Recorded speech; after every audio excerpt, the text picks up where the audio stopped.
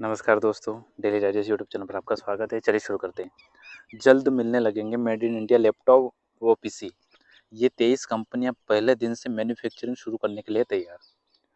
Mobile phone विनिर्माण के लिए पीएलआई योजना की सफलता के बाद केंद्र सरकार ने आईटी हार्डवेयर के लिए नए पीएलआई के तहत विनिर्माण के लिए कुल 27 कंपनियों को मंजूरी दी है।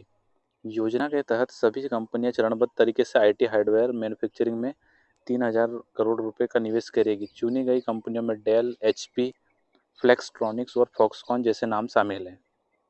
मोबाइल फ़ोन मैन्युफैक्चरिंग से जुड़ी प्रोडक्शन लिंक्ड इंसेंटिव पीएलआई योजना की सफलता के बाद केंद्र सरकार ने आईटी हार्डवेयर से जुड़ी नई पीएलआई के तहत कुल 27 कंपनियों को उत्पादन की मंजूरी दे दी है।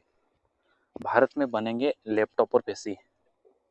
आईटी हार्डवेयर पीएलआई 2.0 के तहत laptop, personal computer, tablet, all in one PC, server और ultra small form factor device का घरेलू स्तर पर उत्पादन किया जाएगा।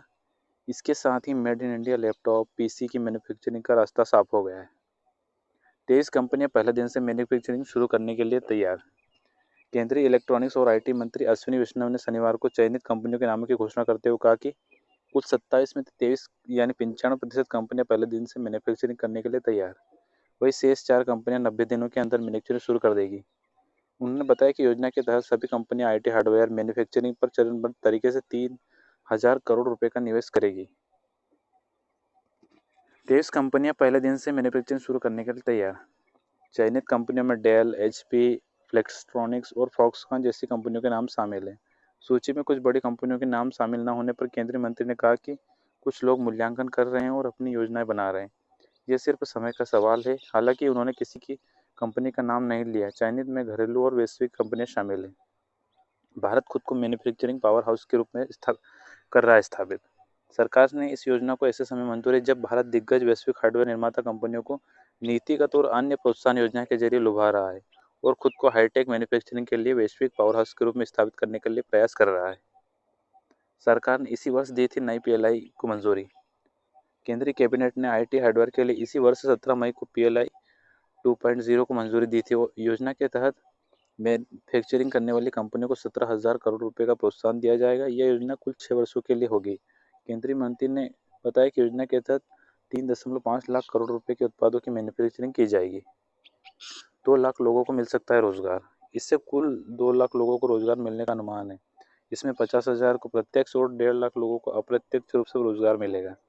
योजना के तहत बनने वाले उत्पादों की घरेलू बाजार में बिक्री के साथ निर्यात भी किया जा सकेगा। उन्होंने कहा कि यह योजना हमें पीसी, सर्वर, लैपटॉप और टैबलेट की मैन्युफैक्चरिंग में एक बड़ी ताकत बनने के लिए तैयार करेगी। यह कंपनियां करेंगी उत्पादन।